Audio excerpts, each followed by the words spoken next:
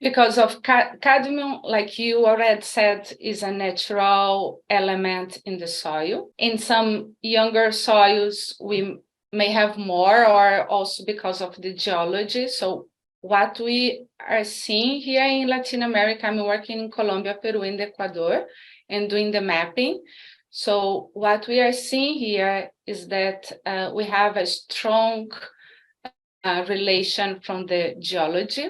Geology is really affecting the distribution of cadmium, especially. And then, of course, we have also some anthropogenic sources, but basically this cadmium is coming, what we have seen here is coming from the soil. And then cacao apparently is very efficient on uptaking. It's not a hyper accumulator, at least the evidence is not showing as a hyper accumulator plant, but can be a moderate accumulator.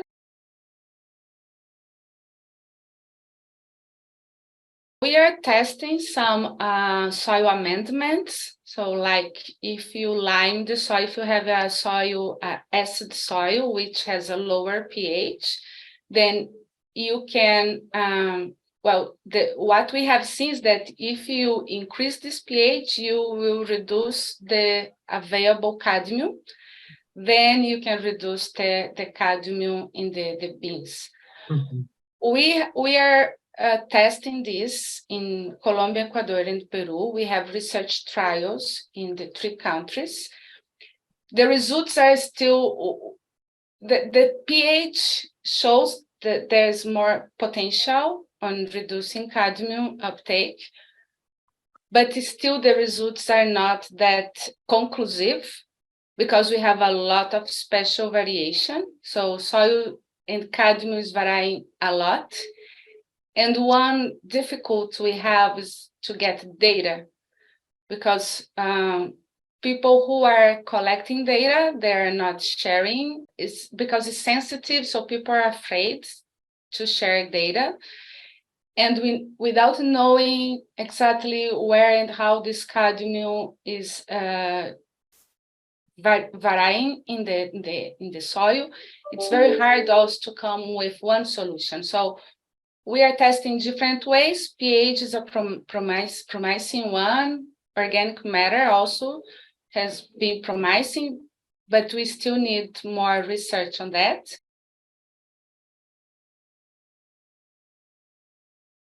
ChocoSafe was the first thing we came with, because they didn't know how to interpret the EU regulation. So we talking to companies and farmers, we came with this simple calculator. What we are doing now, we are more working on the evidences in the field, and then we are producing the maps. So we are collecting soil samples and cacao samples in these 3 countries.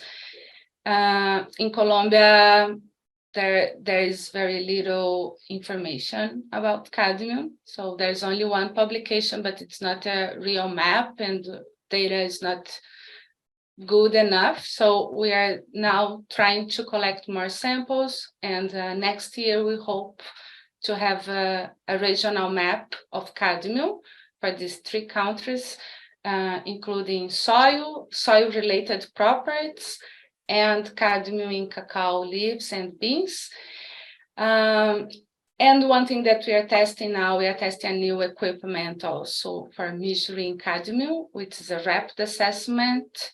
It's not destructive analysis, so that you can get one sample analyzed in 1 minute, for example. So it's something that we are testing. This is also new technology.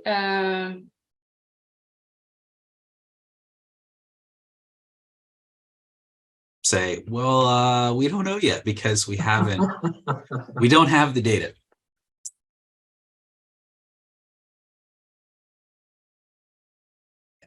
Now, all of this is assuming that cadmium that's in the chocolate is 100% bioavailable And the amount that's in the food that you consume ends up in your body. And that's a big assumption that's not been tested. The methodologies that people have used to assess what's called the bioaccessibility of cadmium. So if you have a product and you consume that product, how much of it gets released from the product into your digestive tract, not absorbed into your body necessarily, but just released. Because if it's not released from the product into your digestive tract, it's not going to be absorbed. It's going to pass. And so that's called bioaccessibility. And the way that people measure that is by taking, at least in terms of cacao, what people have done is to take human digestive enzymes or animal digestive enzymes, put it in a beaker, mix it together with some cocoa liquor or cocoa powder or whatever, and digest it. They take that gamish and they spin it down, and they measure the amount of cadmium that's floating around in the liquid phase and not attached to the solids. And they say, I know there's this much cadmium in a product.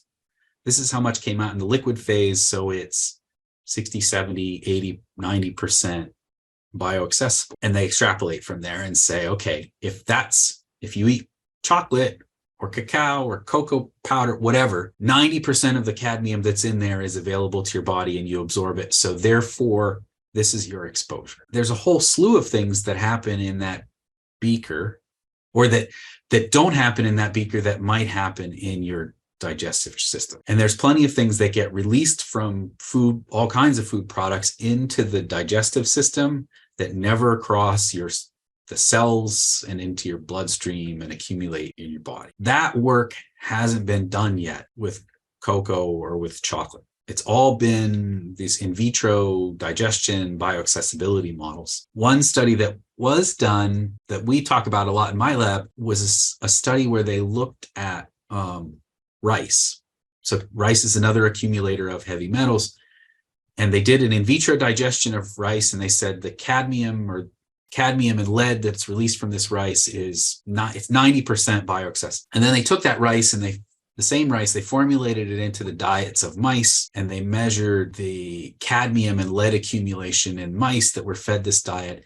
And they found that the in vitro method, at least for rice, overestimated the amount of bioavailable cadmium by at least a couple of orders of magnitude. So 10, 100-fold overestimation. That calls into question, like these in vitro systems are nice. People use them. They're a good indicator. But as far as establishing exposure, accurately establishing exposure, I think people really have to be careful and do some of these in vitro or in vivo tests in animal models, frankly, because nobody's going to get ethical approval to do this in humans.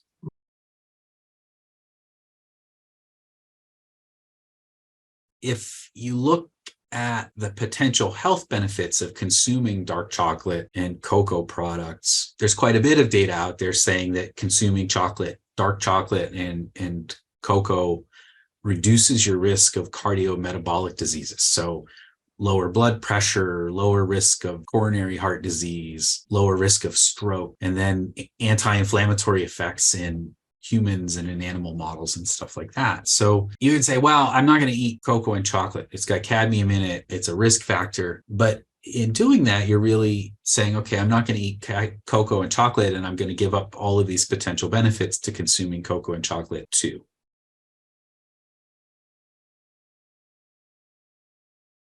It's this tension in toxicology between demonstrating a bad effect and demonstrating that something might be there. And it's easier to show that there's uranium or cadmium in a product than it is to show that cadmium or uranium exposure is deleterious to your health.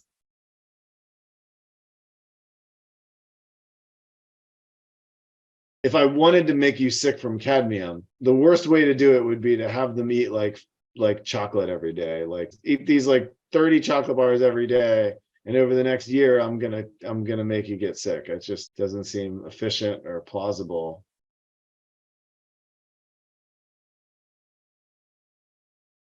So when you look at the world of risk assessment and figuring out these safety margins, there's some assumptions that are made for safety that are probably not true.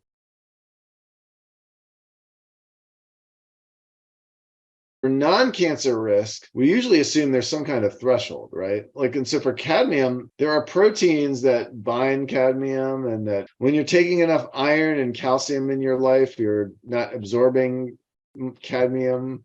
And so it's very possible that this daily cadmium is zero risk. That in order to even get to the kidney problems and the pain, you have to cross some level of daily risk, right? Like eating your half piece of chocolate a day, not only is it not low risk, but it very well might be zero risk. We're talking about a non-cancer risk. It's another metaphor that I like to use is, it's like, if you jump 1,000 feet, you'll die. But if you jump 1 foot 1,000 times, you're fine. There's a threshold that you have to cross. And is it jumping 10 feet or 20 feet or 30 feet? But it's somewhere in there, but it's not one. And that's probably what we're dealing with this cadmium. The threshold where you're going to hurt your kidneys, where you are going to hurt your bones, is probably an order of magnitude higher than these California limits, which is by design.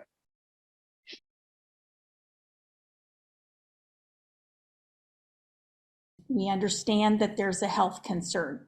We also believe that there is not enough research on bioaccessibility to say what level of lead and cadmium is bad in one food source.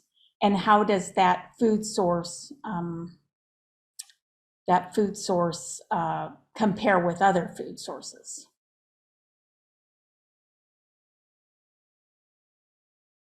The two areas I would focus on is the comparison with other foods that already exist, that people are consuming at a rapid rate because they believe they are healthy. And the second one is the bioaccessibility, how our body's really uptaking lead and cadmium. And a minute ago was the fact that you could create a comparison chart that shows, okay, this is what the average lead and cadmium levels are here, but here's what they are in spinach, here's what they are in oats. You could pick a number of food items that people consider to be healthy and show that this might be an overreaction.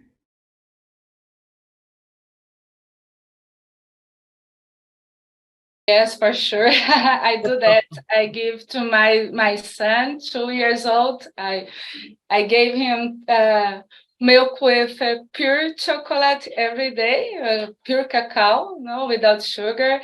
Yes, no, for sure. But yes, my wife and I both have always eaten a lot of chocolate, and we've always given it to our kids.